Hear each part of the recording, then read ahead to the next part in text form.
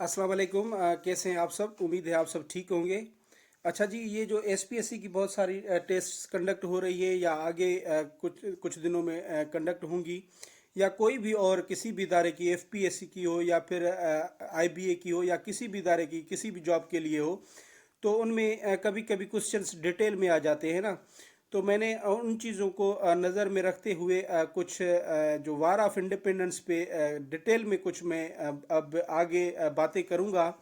तो short short video बनाएंगे और इन शॉर्ट वीडियो में बहुत इम्पॉर्टेंट और डीप नॉलेज में कोशिश करूँगा कि आपको दूँ।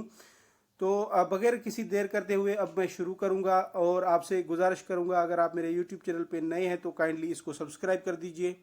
अच्छा, आज हम कुछ पर्सनैलिटीज़ को देखेंगे, इम्पॉर्टेंट पर्सनैलिटीज़, पीपल जो कि वार ऑफ इंडिपेंडेंस में नोटेबल हैं, जिनको पढ़ना हमारे लिए ज़रूरी है। ठीक है, पहली बात तो ये नोट कर लें कि वार ऑफ इंडिपेंडेंस के जो पहले वाली कुछ एनेक्सेशन थी वो ज़्यादातर लॉर्ड डलहौजी ने की थी। ठीक है, लेकिन 1856 में गवर्नर जनरल जो बना था वो लॉर्ड कैनिंग बना था। ठीक है, लॉर्ड कैनिंग। और जब आज़ादी की जंग लगी थी 1857 में, 1857 में, तो उस वक्त गवर्नर जनरल वहाँ का जो था वो लॉर्ड कैनिंग था, ये नोट कर लें। और ये लास्ट गवर्नर जनरल था लॉर्ड कैनिंग, और पहला वाइसराय भी इंडिया का यही था। अब देखते हैं आगे। और ये एक बात, वार ऑफ इंडिपेंडेंस जो उसके बाद इसका इंडिया का जो कंट्रोल आ गया था, ब्रिटिश वालों के पास आ गया था, तो उन्होंने एक एक्ट पास किया था, एक्ट ऑफ 1858, ये नोट कर लें। उस एक्ट के तहत इन्होंने इंडिया का जो है ना कंट्रोल अपने हाथों में गवर्नमेंट में लिया था। तो ये भी आ सकता है एमसीक्यू। ठीक है, और ये मंगल पांडे यहाँ पे लिखा हुआ है। मंगल पांडे जो था वो पहला सिपाही था, पर्सन था, जिसने वार ऑफ इंडिपेंडेंस की पहली बुलेट जो है ना वो चलाई थी। ठीक है, मीरठ से शुरू हुई थी, कैंटोनमेंट मीरठ से, और वहाँ पे ये इसने चलाई थी। ठीक है, अब आते हैं पहली जो पर्सनैलिटी है वो है बहादुर शाह जफर। बहादुर शाह जफर जो था मुगलों का लास्ट रूरल था, और यही था उस वक्त जब ये लड़ रहे थे ब्रिटिश वालों से 1857 में। और इसने जो रिवोल्ट को इसको, यानी अच्छा, वार ऑफ इंडिपेंडेंस को ये रिवोल्ट भी कहा जाता है ना, रिवोल्ट।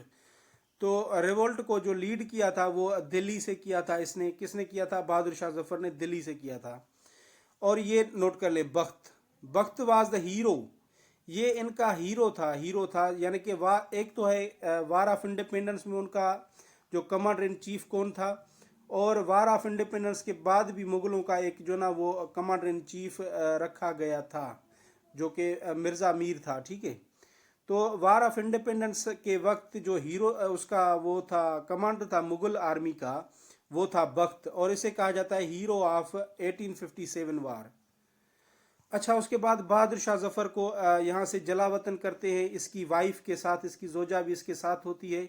और रंगून में एक फोर्ट है, फोर्ट वहाँ पे उसको कैद करते हैं रंगून में।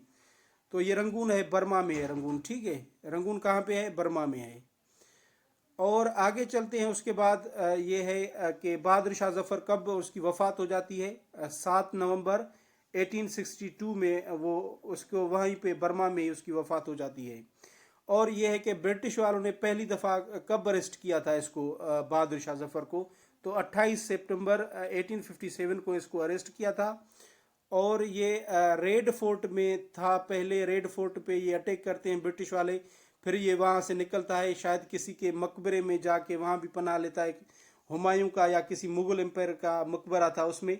वेल, ये 28 को इसको अरेस्ट किया गया था, और ये रेड फोर्ट को जो कैप्चर किया था ब्रिटिश वालों ने, वो 19 सितंबर 1857 में ये रेड फोर्ट ऑफ दिल्ली ये कैप्चर किया था ब्रिटिश वालों ने। उसके बाद बहुत इंपॉर्टेंट पर्सनैलिटी है रानी ऑफ लक्ष्मी बाई ऑफ झांसी। ये झांसी एक स्टेट थी इंडिया में। ठीक है, ये नोट कर लें। ये अब आने वाली में आ सकती है, जो मुझे लग रहा है ये कि इससे रिलेटेड कोई एमसीक्यू आएगा। रानी ऑफ झांसी भी कहा जाता है इसे, और इसका फुल नेम था मणिकर्णिका टेम्बी, ये इसका फुल नाम था। और ये झांसी स्टेट की थी। और ये जो एंग्री थी, इसने सफ़र किया था वो डॉक्ट्राइन ऑफ लेप्स से सफ़र किया था, जो कि लॉर्ड डलहौजी ने डॉक्ट्राइन ऑफ लेप्स ले आए थे 1848 को। ये नोट कर लें, 1848 को। अच्छा, डॉक्ट्राइन ऑफ लेप्स क्या था? पहले यूं होता था कि एक बादशाह है, किंग है, ठीक है, उसका कोई बेटा नहीं है और वो मरने से पहले किसी और को एडाप्ट करता था कि ये मेरा बेटा है। अब मैं जब ये मर जाता था तो फिर उस स्टेट पे उसको एडाप्टेड बेटे को जो ना वो बिठाया जाता था। तो ये रानी ऑफ झांसी को भी ऐसे ही एक स्टेट मिली थी और इन्होंने डॉक्ट्राइन ऑफ लेप्स कानून लाया था अंग्रेजों ने कि अब वो जो भी बादशाह या किंग मर जाएगा तो वो कोई और एडाप्ट नहीं करेगा, बल्कि वो जो है ना ब्रिटिश हुकूमत में आ जाएगी। तो झांसी वाली की जो स्टेट थी जिसमें ये लक्ष्मीबाई थी, तो वहाँ की स्टेट भी इस कानून के तहत अंग्रेज़ों ने अपने आप जो ना एनेक्स की थी। तो ये उनके खिलाफ लड़ी थी, जंग लड़ी थी इन्होंने झांसी से, ठीक है। तो ये झांसी को लॉर्ड डलहौजी ने 1853 में एनेक्स किया था, ठीक है। और आगे चलते हैं, झांसी का एक और जनरल है जो कि बहुत कमांडर था, वेरियर था। उसने भी रानी से मिलकर ना अंग्रेज़ों के खिलाफ जो है ना वो जंग शुरू की थी। उसका नाम है टेंटी टोप, ये नोट कर लें, टेंटी टोप। और रियल नेम था इसका रामचंद्रा पंदुरंगा, ये ऐसे नाम है इसका ये। और इसको वहाँ पे ये शिकस्त हुई थी और इसको फांसी दी गई थी ब्रिटिश वालों की तरफ से। उसके बाद 3 नंबर पे है बेगम हजरत मोहल। ये जो बेगम थी, she was the second wife of Nawab of Awadh. Awadh की जो है ना ये स्टेट के नवाब, और उस नवाब का नाम था वाजिद, उसकी सेकंड वाइफ थी। और ये भी इसने भी सफ़र किया था और बाद में ये नेपाल की तरफ जो है ना ये भाग गई थी, वहाँ नेपाल रही थी, ठीक है। उसके बाद है नारा साहिब है। ये नारा साहिब भी बहुत, इसका भी रोल है इसमें। He was Peshwa of Maratha, ये मराठा का जो है ना वो पेशवा था और इसने जंग लड़ी थी वार ऑफ इंडिपेंडेंस कानपुर से, ये नोट कर लें। और इसका जो रियल नेम था वो था दोंधू पंत, ये नोट कर लें, दोंधू पंत। और ये भी नेपाल की तरफ भाग गया था।